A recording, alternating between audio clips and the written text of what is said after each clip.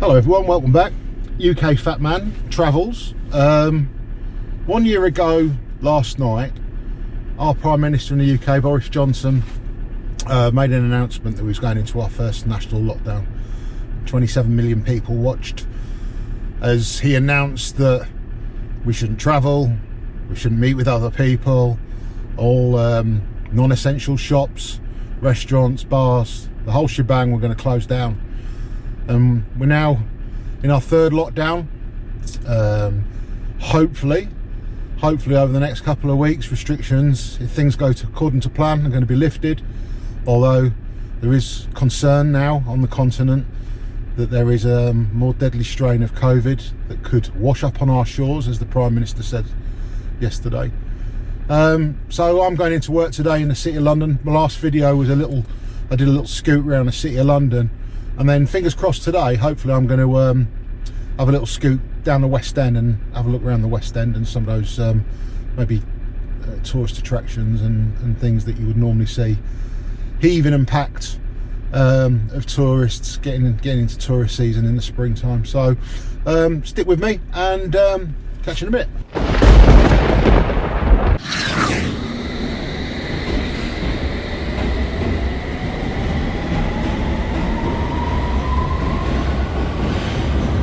So here we are. I've managed to forget my microphone, or the cable for my microphone, so the sound quality is going to be pretty pants. I might have to do some dubbing, do some voiceovers when I get the video back to the editing suite. But here we are in Trafalgar Square on Wednesday the 24th of March.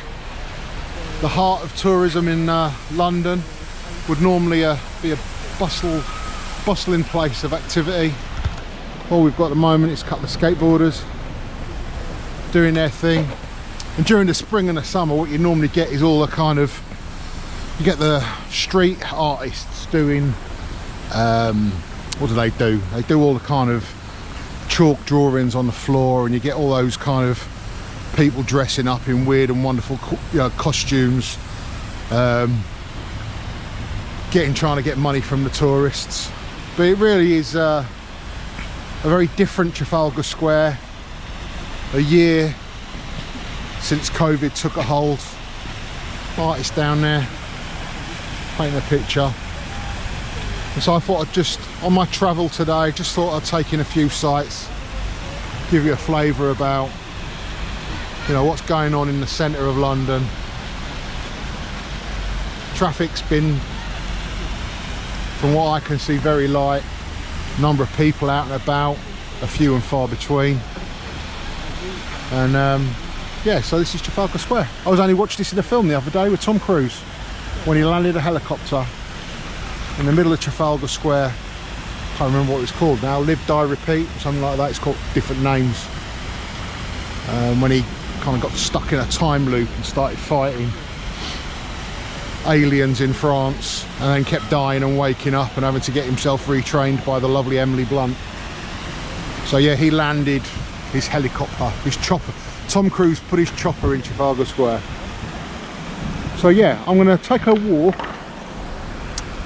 up towards Soho, which is around that way. Some back streets that when I used to work in London for Westminster Council back in the mid-90s. It's to drive our council vehicle around London, going to different locations, looking after the parking and the traffic wardens that used to be out on street, going out and monitoring them. And we used to drive our car through all the back streets, trying to avoid all the traffic. There used to be traffic going all the way through here before they pedestrianised it. Can't remember when they actually did pedestrianising it, but it's been a good few years now. And that is the National Gallery. I'll have to check, but I'm sure it's free to get in there. Nice little gallery, or big gallery. Lots of famous paintings, and there's the Canadian Embassy. So yeah, we're going to head towards Soho that way. Actually, it's quite weird because I'm taking a little detour. So Soho is down that way. Regent Street, the world famous Regent Street, up that way. And I'm currently the Piccadilly Circus, where the famous Eros statue is. And there isn't loads of tourists coming. God knows why. There's not a lot to see. So you've got the advertising hoardings. And it's really weird because I haven't been up there for so long. I keep getting my bearings wrong about which way I'm going to get towards Soho. But we had an office many moons ago working for Westminster Council. We had an office up there. This is actually the Haymarket. So this is West End, right in the heart of the West End. Crystal Maze, some bar or something closed down. Some other closures here, but this is Theatreland. This is where you would come see, along with the Strand, down at the embankment where I first got off. This is like the heart of Theatreland. What was showing on at 6. Never even heard of it. Be interested to know what the actors and actresses are all doing whilst 6 is on hold.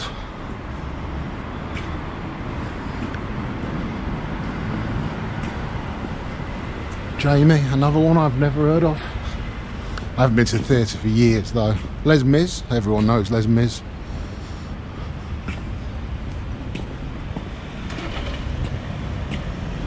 Ooh. Vegan Chiching Katsu Curry. Now I can't drink chicken. Can't eat chicken. They're closed at the moment, so I can't eat from here either. But I might have to give that a go. Katsu curry. So here is, you can go carry on, or we can go towards Soho. Let's go down a little bit more because we can have a quick look at Chinatown. So you couldn't tell, that's kind of the gateway to Chinatown. But I think once you've seen one Chinatown, you've pretty much seen them all. So we're going to head further this way, up through Soho, and then we'll hit the world's busiest, or one of the world's busiest shopping streets, Oxford Street. So again, Friday night, Thursday night, Friday night, Saturday night, absolutely you can't move down these streets pre-COVID. In fact, when we used to drive our Westminster Council car, you didn't have to look out for other road users, it was pedestrians down here. So on the corner of Old Compton Street, very famous, world famous, probably lots of gay bars. And this is actually there was a bombing in this bar here some years ago. I'm sure it was that bar there. Some maniac going out to try and kill gay people.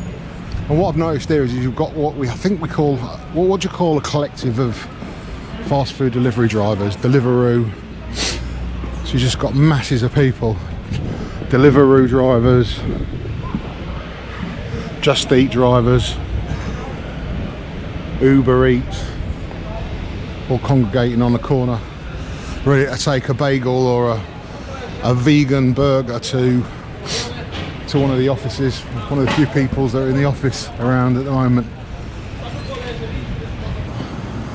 And I remember when I was really young, coming down this street, really young, in my teens.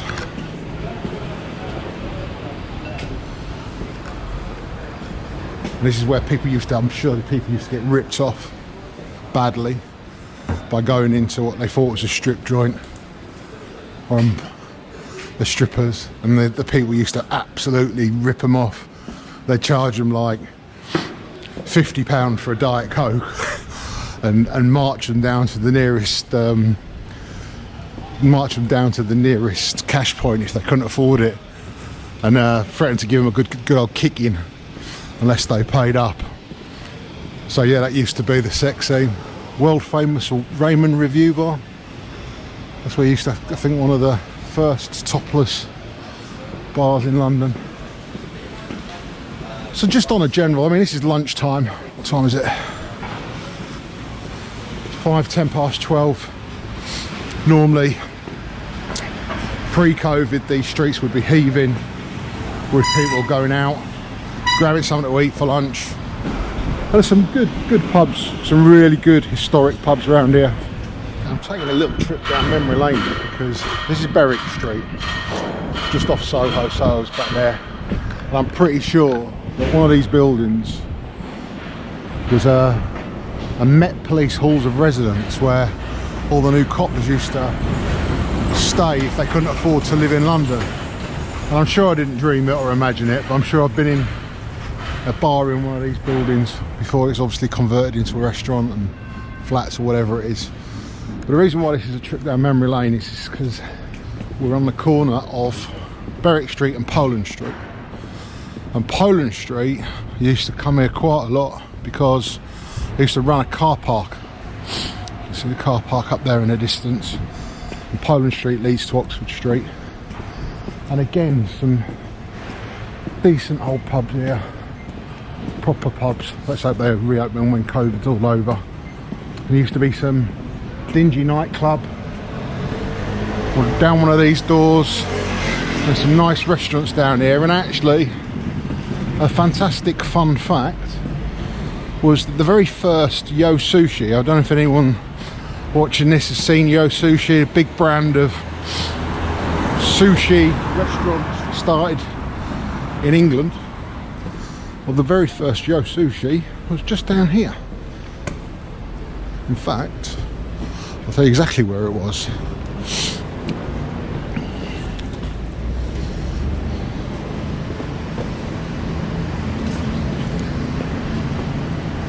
So the very first Yo Sushi was here.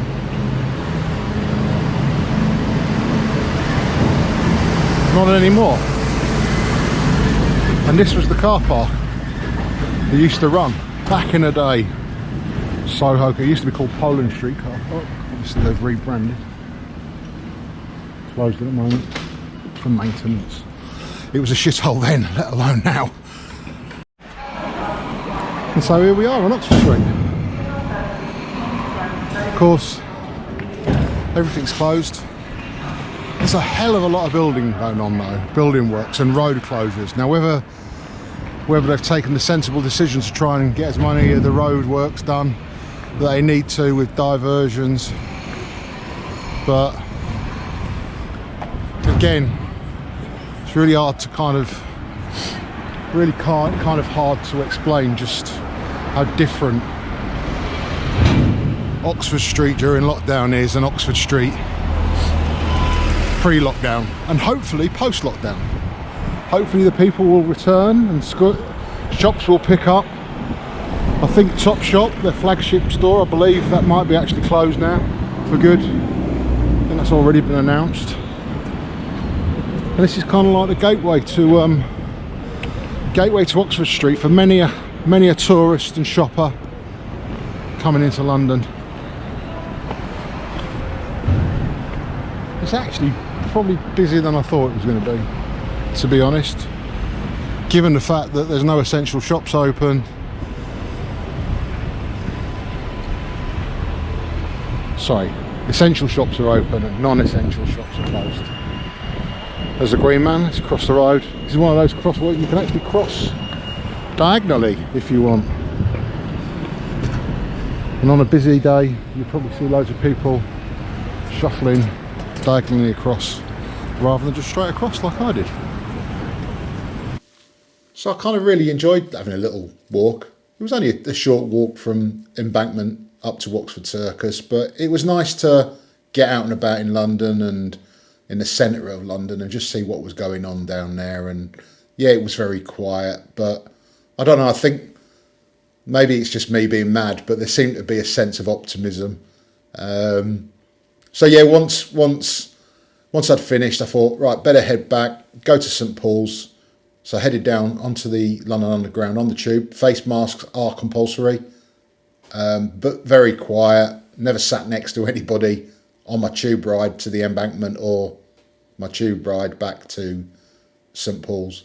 But yeah, very quiet. And let's just hope over the next couple of weeks, restrictions being lifted, we'll start to see London come back to life.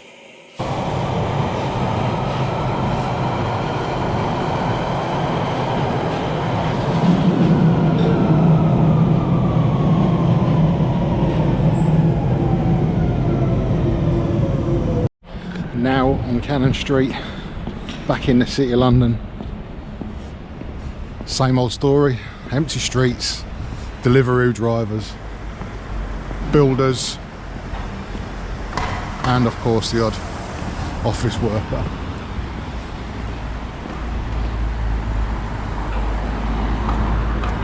Looking back towards St Paul's. So yeah, that was my little jaunt on this 1 year anniversary. And just here is Abchurch Lane, where I first started working for the current company I'm with now, Cedar Group. There used to be a big building just here, which is now going to be the new entry to Bank train station. So they're building that at the moment. Improved access, improved capacity, perhaps not needed in a post-COVID world. Abchurch Lane. So there you go. Hope you enjoyed my little trip around London on this first anniversary of the national lockdown. Looks a bit grim, looks a bit quiet, but London's going to bounce back. I'm sure it is. Once people start flooding back into the office and the pubs, there's going to be new life being brought back into the city. Hope you enjoyed the video. Please do subscribe. Give us a thumbs up if you like the video and hit that notification bell. Please do take care of yourselves and see you next time. Cheers, everyone.